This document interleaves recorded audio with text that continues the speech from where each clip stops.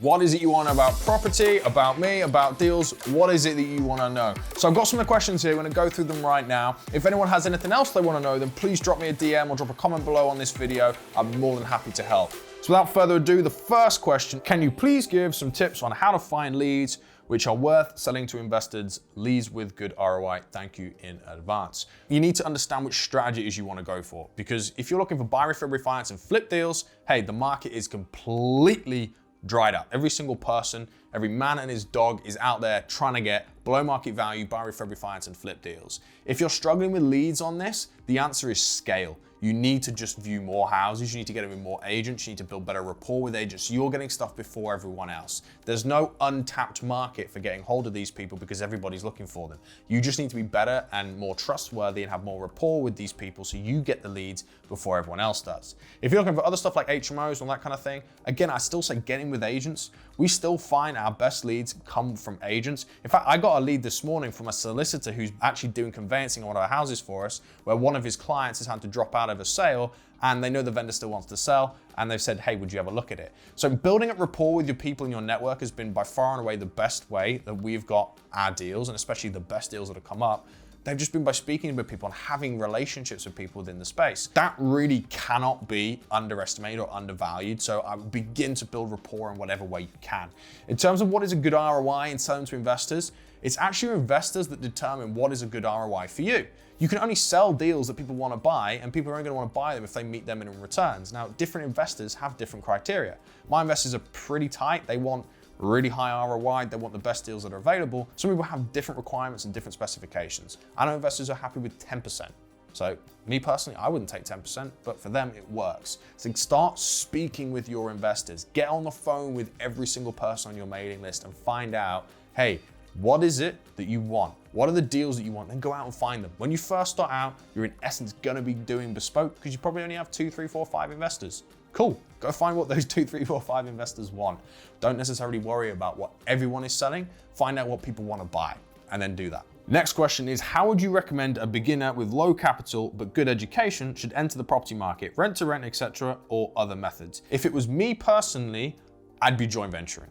If you know how to raise money, which you're gonna need to do anyway, regardless of whether or not you have money or not, you're gonna need to learn, but you've got the education, I'd go out and raise capital and I'd be doing joint venture projects, whether that be buying HMOs or doing flips or even financing your rent to rent projects. It doesn't really matter, but right now I'd be raising finance as much as I possibly could and then looking to do deals with that. And those deals are the deals that you find most confident in finding and setting up and delivering for yourself and your investor. Whichever one you're most confident with, do it. They all make money. They all work. And if you do enough of them, you're gonna make enough of an income for you to sustain you for, well, the rest of your life. That's the beauty of property, right? I'd be raising finance and I'd be doing joint ventures straight up. The next one we've got is about co-sourcing. So I have no money, but I have a plan to co-deal source and make enough to become compliant and pay for education. Understand how to build the business. I just wanna know how to co-deal source properly. What is the process?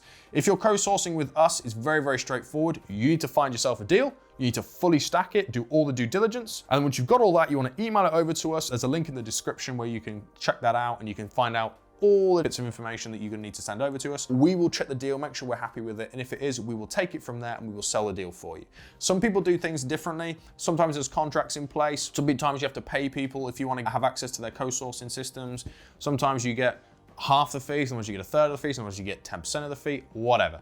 Different people do different things. Our process is straightforward. You send us the deal, we check it. If we're happy with it, we'll sell it for you. Sometimes you'll be sending the email out and actually have your mobile number on and you get to speak with the investors. You just ask the person you want to work with, but find the person who's selling deals that you want to do business with and then ask them what the process is. In reality, I don't think you should be paying to co-source with people because ultimately if you're bringing a deal, you're bringing something of value. So I don't see there's any need there for us to charge you to work with us as co-sourcers. What is the best places for 6 to 7 bed university-let HMOs? Dare I say near a university? Can I get away with that? I'm joking. But obviously you want to get close. You want to be as close as is humanly possible. The student market is all about 9 a.m. lecture, roll out of bed at 8:58 and get there for 9 o'clock. That's what every student's dream is. So if you've got a big HMO, especially for a university, I get it as close as humanly possible. For me, I'd be looking in an area where the yields are still high. Yes, if I go to London, people in UCL pay £220 to £240 a week for a room, but the houses cost like £1 million. I don't want to do that. I want to be renting things out for £120, £150 a week, but buying my houses for 100, 200,000. I don't be spending loads on it because it all comes down to my return on investment, which is based on the yield. So I don't want to spend too much on my houses. Me personally, I'd be looking at places like Liverpool, I'd be looking at places like Manchester, I'd be looking at places like Leeds. Leeds has got a big shortage of HMOs, but there is Article 4, you need to get around that. But then if you're going for 7 beds, you're gonna need planning anyway. So I'd be looking at the areas where you're seeing universities grow. UCLan is a massive uni and that is growing really, really, really quickly. You could probably do it right in Bath and Bristol if you can get hold of some properties that aren't too expensive. There's a big demand around there. But in essence, you're looking for universities that are growing, universities that are popular with this generation where it's, you know, cool to go. Everyone knows Oxford and Cambridge, it's got a name to it. Everyone likes Manchester because the city's great. Liverpool's got some awesome nightlife. Leeds has got some awesome nightlife. Students are students at the end of the day. I'd pick the areas where students want to go and where the university has seen growth year on year recently. That way you know you're going to have a market of students for the years to come. But I don't want to go too far south because then my yields drop off. So again, I'm going to be looking across the M62 corridor. It's just where the yields are awesome and a lot of people are starting to move into that space, especially Manchester and Greater Manchester surrounding it. So that's my take on big university HMOs. How do you start and find the right people when it comes to automating a business more? I think step one is you've got to be patient. Hiring the wrong person can do more damage to your business than not hiring anyone in the first place and you burning your candle at both ends. You need to find the people who are right for your business. If you find someone who's right for your business, it will absolutely transform your business on what it can do and the scale and the growth that's going to come with it. But if you get someone who's wrong, it isn't going to work very well at all. You need to be patient. Number two is you need to understand what they're going to be doing. You need to understand the role that they're going to be playing and the kind of characteristics you need, the kind of personality traits that you're going to need for someone to do that. Do you want an entrepreneur running your business, or do you want someone who's more of an employee who can follow the script a little bit more? What is it you need? What is the role getting taken care of? Have you adequately understood the role that you're looking to put out? Do you know everything they're going to have to do? Do you know how to do everything? Do you know how to track it, how to measure it, how to understand whether or not someone's doing something right? Have you looked into the compliance that goes along with it? I think before you can really look at who are the best people, you've got to do all the background stuff so you know who it is you're looking for. And then once you know who you're looking for, you can begin to market or advertise your job role if it's something along those lines through the various places. You can speak to HR management companies, you can speak to recruitment agencies and stuff like that. But for me, the best people will come from my existing network. You know, I message someone and go, hey, I'm looking for a videographer, which we are, by the way. So if you're a videographer, get in touch, comment below. I need to speak with you. You know, I speak to my other videographers to go, who do you know in this space? Who can you recommend within this space? And get a referral from someone. I've always built this business on the back of referrals. My best builders, my best management companies, my best investors, all of them came from referrals. You know, so I would use referrals wherever you can because they are reliable and you know who it is you're going to be speaking to. And then just be patient and understand the role that you're looking to do. The next question is a really cool question. I like this one a lot. It's creative thinking. This is what we need from people in this industry. Can you employ your own surveyor because you keep getting screwed when it comes to refinancing, been hammering the BRR strategies, making the houses look really, really good, but it keeps getting downvalued? First thing I say is you've got to make sure your due diligence is solid before you go into something like this and make sure that actually you're getting downvalued incorrectly rather than the fact that you've just got your figures wrong.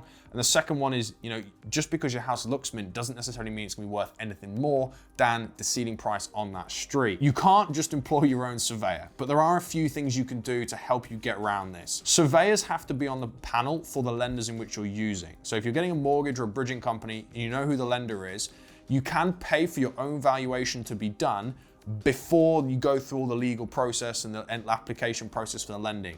And you'll pay for the valuation, you'll pay the normal sort of fees, 500,000, 2,000, whatever it might be for the house that you're looking at. They can go in, they'll give you an idea of the valuation and it'll be written to you. If you're happy with it and it stacks up and then you decide to go ahead and buy the house, when you come to refinance it or when you're financing it on day one, you can have the surveyor rewrite that valuation for the lender, usually without any additional cost. If there is, it's a small admin fee.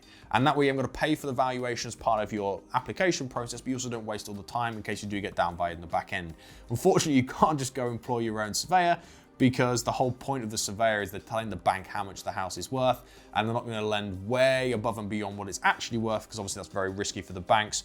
And that's also how the 2008 crash happened, so it ain't good for the rest of us either.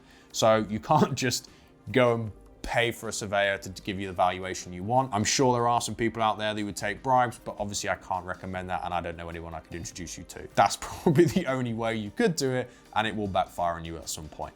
Unfortunately, There's no way around it. However, you can increase how much you're thinking for, so when they do downvalue it, it comes in closer to where you want it to be. There are some little tips and tricks there. Have a chat with your broker. They'll be able to advise you on some of the best ways of putting the application forward to get the product and the valuation that you need. Again, another great question. I really appreciate these ones, and thank you to everyone who messaged in.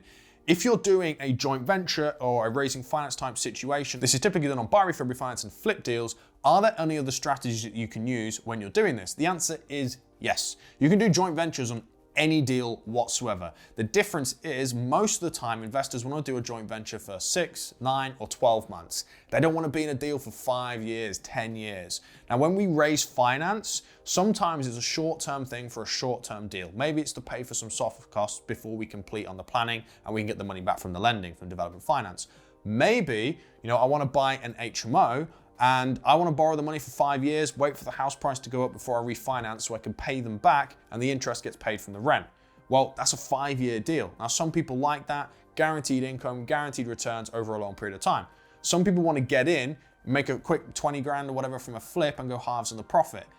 That's a much shorter kind of time frame. It depends on what your investors want. But the answer is you can do it on any strategy you want. It's just what is it you're offering the investor in terms of returns and time frame, and what does the investor want to invest in, what is suitable for them. Now, there's pros and cons to every strategy. Obviously, if you're in a deal for 5 years, you're going to make more money than if you're in a deal for 1 year because you've got 5 years to earn the money. But it takes a long time before you get paid and your capital's tied up for a long time. So again, what is it your investor wants? You can always do a joint venture on any deal. A joint venture is just a blank piece of paper and you fill in the terms, you fill in what you're offering, you fill in what the joint venture partner's offering, and then you go from there. And the final question for this week is regarding lease options. When it comes to exercising the option at the end of the process, it's clear lenders don't really like this because of the pre-existing relationship you have with the vendor when you're doing a lease option agreement. So is it possible to have the option assigned, is the word you're after, to a limited company rather than your own name to get around this issue, or do you just have to use bridging? Well, you have to use bridging as it happens, but not for the reason that you're looking for. You can assign the contract over, and all the lease options we ever do, make sure that they are assignable. So it means if we want to sell that deal on, we can do, or if we want to exit the option halfway through and have another investor come through, or if we want to buy it through a different company or a different entity than the one we're taking it on with, but it's still us, we always make sure that is still assignable. And it basically means that you can swap out the name of the buyer at any given time, and you don't necessarily need consent from the other side. It just depends what is in your contract. So we always do that. And that can help you with the pre-existing relationship thing. However, if you are buying a property deeply below market value, there are very few mortgage lenders on the market that will give you the value of the house rather than the purchase price. They're always going to give you the one that is lower. Now, your application status may not mean that you can apply to these lenders, or the rates might not be as good, then loan to values might not be as good. We always do it with a 1-day bridge, or as short a bridge as is humanly possible. So we get short-term financing, or we buy it in cash on day one, and then we refinance later.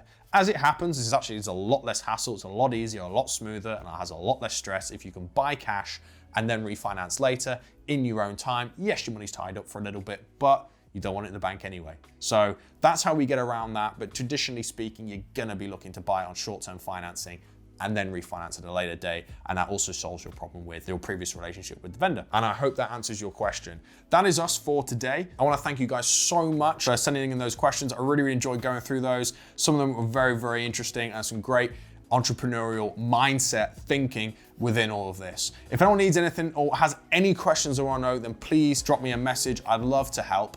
And if you want to know a little bit more about investing in property, how you can do this, how you can set up your own joint ventures, how you can sell your own deals and find your own leads, why not check out the Property Success Series that I released in January this year, where I literally go through everything. All the different strategies in property from A all the way through to Z, how you find the deal, how you finance it, whether you sell it or keep it for yourself, literally everything all in one place with no upsells. Click the link below if you want to have a look at that and get a little bit more education for yourself. I can't wait to be working with you. Until next time, take care.